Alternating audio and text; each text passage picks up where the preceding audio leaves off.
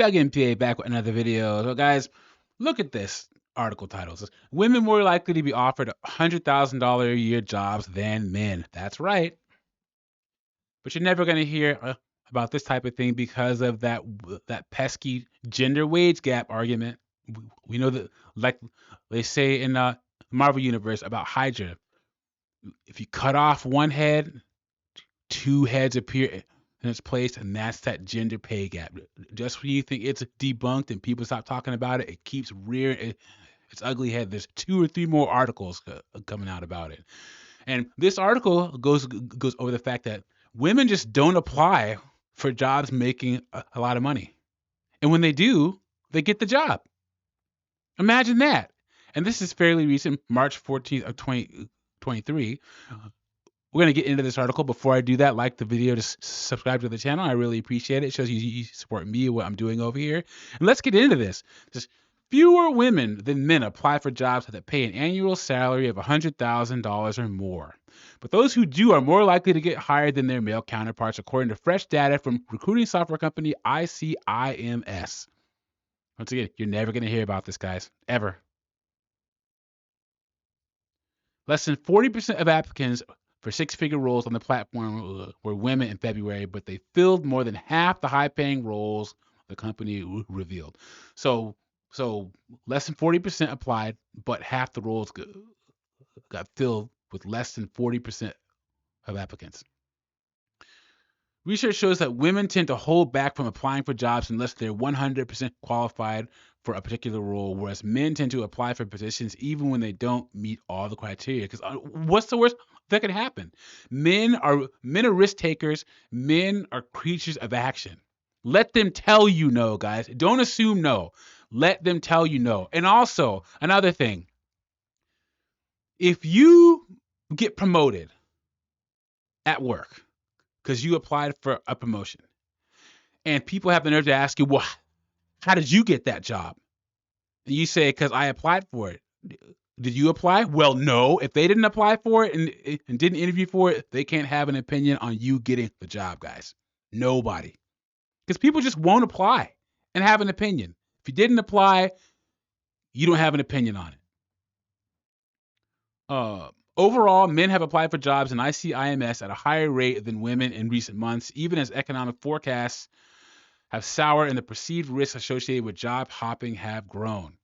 Guys, don't ever be afraid to apply for a different job. We live in the most upwardly mobile society ever. Don't be afraid to move for a job. Don't be afraid to apply. And then you should be applying and interviewing. Do a couple interviews a year just to keep your interviewing skills up. Because interviewing is kind of like moving. You can be as in good a shape as you want, but there's certain muscles that you use helping someone move, and you're going to be sore helping someone move. It's the same thing with interviewing. There's certain thought processes and muscles in your brain that could only be utilized when interviewing. So don't be afraid to do a couple of interviews each year, even if you're happy at your job, guys. According to a December survey by ICIMS, which works with some 6,000 organizations, just 13% of women felt very confident they could find a new job in the following 3 months, compared to 30% of men. Okay, a similar pattern emerged during the cough, who said that amid the cough-induced economic turmoil, men have been significantly quicker to jump back into the job hunting mode. It's because men have to produce, so that's why. Or we're going to be out on the street. Studies have shown that women tend to accept job offers more quickly than men, which may shut down negotiations and exploration of potentially more lucrative options. Sounds about right, doesn't it, guys? Sounds about right.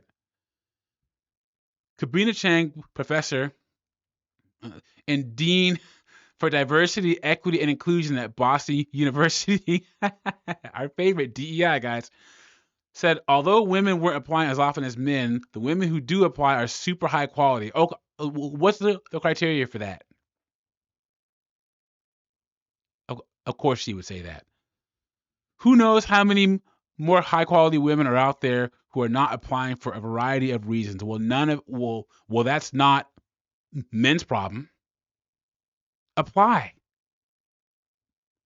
what's that old saying? Quiet mouths that don't get fed.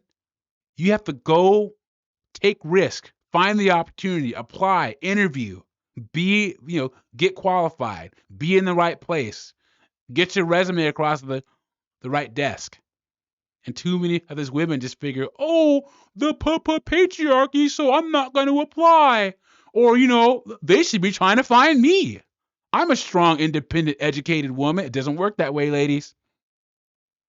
You're going to have to do the same thing men do. Apply, interview, get highly valued skills, highly valued education. Walk into that room and say, hire me because I'm the best. Not this, I'm just not going to even apply stuff. Guys, don't be afraid to apply for positions out of your league. In the public sector and the private sector, now more than ever, what they need is confident, competent, capable people. And if you're one of those, the sky is the limit. Let them tell you no. Apply and let them tell you no. People complain about job announcements saying you need 1 or 2 years or 3 years of experience. Apply anyway. Let them tell you no. Let me know what you think about this in the comments. Like the video, subscribe to the channel. I'll catch you on the next one.